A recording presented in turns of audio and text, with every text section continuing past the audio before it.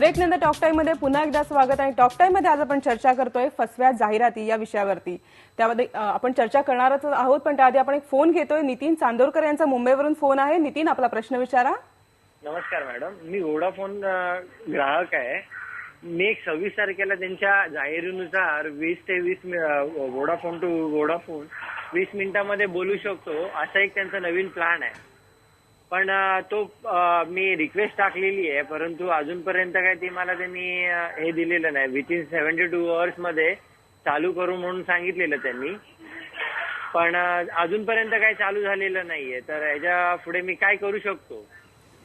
तुम्ही मुंबईतलेच आहात, त्यामुळे तुम्ही आमची मुंबई ग्राहक पंचायतीची फ्री कन्झ्युमर गायडन्स सेल आहेत आमचे, आणि त्याचे पत्ते आम्ही तुम्हाला देऊ। आमच्याकडे तक्रार केव्हा कुठे कशी करावी असे पुस्तकही आम्ही त्याच्यासाठी काढलेलं आहे की नेमक्या अशा प्रकारच्या, कारण आजकाल जेवढे ह्या स्पर्धेमध्ये मोबाईल कंपन्या उतरलेल्या आहेत तेवढ्या त्यांच्या तक्रारीही त्या ह्याच्यातनं वाढत आहेत।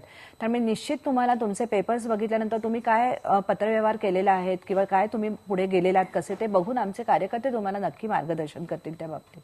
पण मला वाटतं असं मोबाईल बद्दल तर आजकाल एवढे मेसेजेस येत असतात की तुम्ही हे जिंकलाय, तुम्ही ते जिंकलाय, कधीतरी असं की तुम्ही जिंकू शकता, आणि आपण अगदी त्याच्याने प्रयत्न करतो, म्हणजे कुठेतरी त्याला उत्तर देतो, काय देतो। आणि मग अशा वेळेला खऱ्या अर्थाने बघायला गेलो, तिकडे गेलोच अगदी, तर तिकडे काहीतरी वेगळंच पाहायला मिळतं। म्हणजे त्यांचे एखादं प्रॉडक्ट असेल ते घ्या, त्याच्यासाठी त्यांचं तिकडनं ती लोक बोलवतात आपल्याला।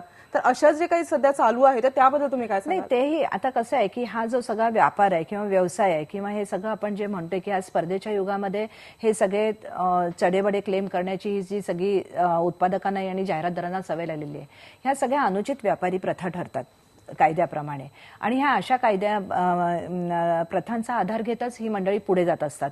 आता ज्यावेळेला आम्ही ग्राहक संरक्षण कायद्याचा विचार करतो त्याच वेळेला ही जी जाहिरातींची ही जी असे जे प्रकार आहेत सगळे जे होणारे हे चढेबडे क्लेम करण्यासाठी आचारसंहितेमध्ये काही गोष्टी त्यांनी स्पष्ट दिलेल्या आहेत, आणि त्याच्यामधलं पहिलं एक अत्यंत महत्वाची गोष्ट अशी आहे की जाहिरात ही सत्याला धरून असावी, की जी नेहमी सत्यापासून फारकत घेतलेली असे, दूर असेल। आता थोडंसं आपण एक समजू शकतो की बाबा थोडीशी अतिरंजित असेल, पण ज्यावेळेला हा अशा प्रकारच्या फसवणुकी होतात, कारण व्यक्ती कसं असतं बऱ्यापैकी पैसे त्याच्यात गुंतवलेले असतात, एखाद्या सेटसाठी सुद्धा काही हजार मोजलेले असतात, हे त्यांचं आर्थिक नुकसानच आहे ना।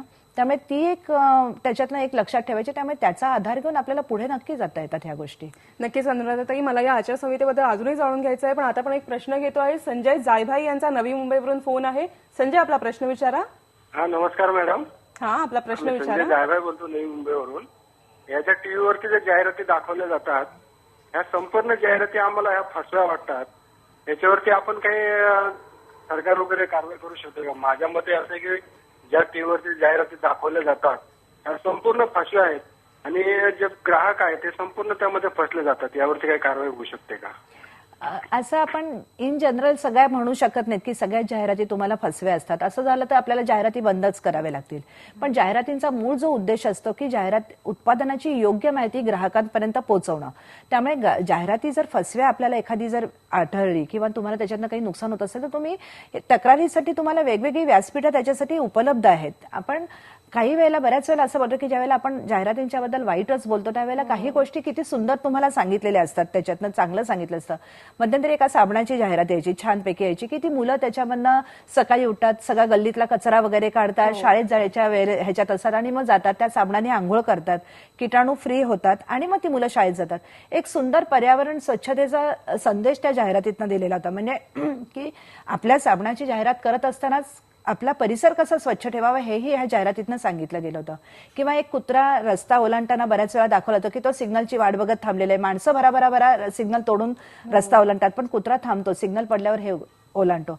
ही अशी चांगलीही माहिती जाहिराती देत असतात। त्यामुळे आपण सरसकट सगळ्या जाहिराती फसव्या असतात असं न म्हणताना त्याच्याकडे वेगवेगळ्या दृष्टिकोनातून बघितलं पाहिजे। नक्कीच। आपण पुढचा फोन घेतोय। बाळासाहेब सोनसाळे यांचा बीडवरून फोन आहे। बाळासाहेब, आपला प्रश्न विचारा।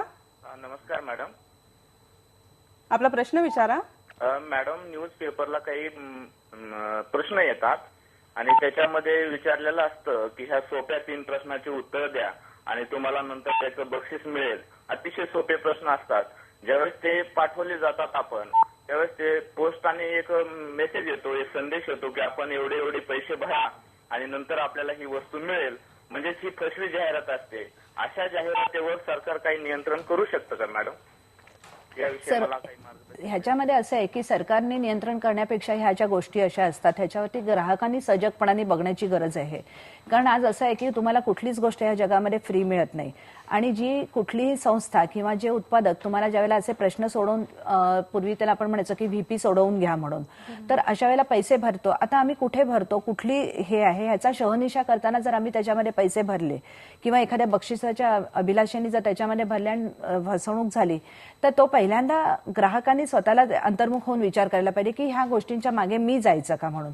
नंतर तक्रारीसाठी आहे पण त्याच्यासाठी लागणारा वेळ आणि त्याच्यासाठी लागणारा पैसा हा सगळा म्हणजे खूपसा तुमचा कालापाय व्यतीत करणारा असा आहे. त्याच्यामुळे पहिली आपली एक म्हणजे ग्राहकाचं पहिलं एक कर्तव्य ठरतं की ज्यावेळेला असे ऍस्ट्रिक मार्क मधनं बऱ्याचशा वेळेला फाईन प्रिंट्समध्ये काही गोष्टी घातलेल्या असतात की ते वाचायची तसदी आपण घेत नाही आणि आपण काय भुललासी वरलिया रंगात असं तशाप्रमाणे काय भुललासी वरलिया ह्या जाहिरातींना म्हणून असं बोलून आपण त्याच्यामध्ये जे जातो तर तसं होऊ नये. त्याच्यात मला वाटतं ग्राहकांनी सतर्क राहणं गरजेचं आहे, जागरूक राहणं गरजेचं आहे. टॉकटाईम मध्ये आपण अजूनही बोलणार आहोत पण आता टॉकटाईम मध्ये आपण घेणार आहोत एक ब्रेक. पहा फक्त IBN लोकमत.